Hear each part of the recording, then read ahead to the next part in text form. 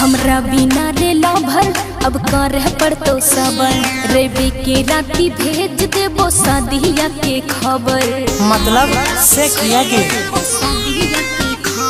हमरा बिना रे लभर अब कर पड़तो सबर रेबे के राती भेज देबो शादिया के खबर।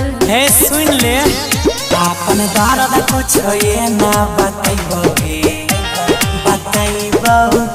बन के डीजे ट्रॉली वाला हम आइबोगे बन के डीजे ट्रॉली वाला हम आइबोगे तोरा शादी में सैड सॉन्ग गाइबोगे बन के डीजे ट्रॉली वाला छौड़ी आइबोगे तोरा शादी में सैड सॉन्ग गाइबोगे। बुझ गेली डीजे विकास मटियार कला सीतामढ़ी।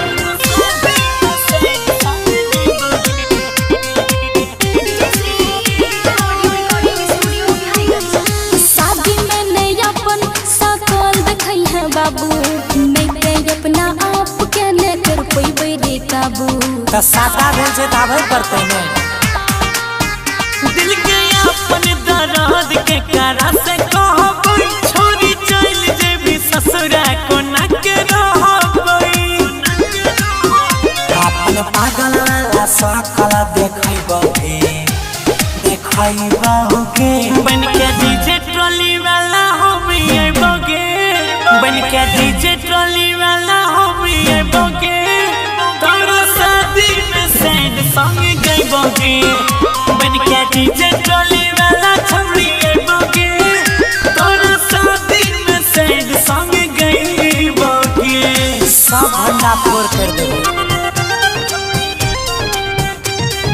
डीजे विकास मटियार कला सीतामढ़ी।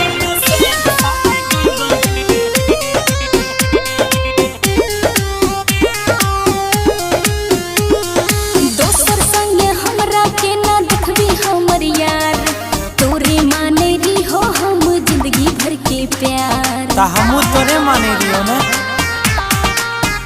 सटे कोइने छै बाराती वाला आबे पड़ी तोय कहो गौरव ठाकुर गाना गाबे पड़ी तोय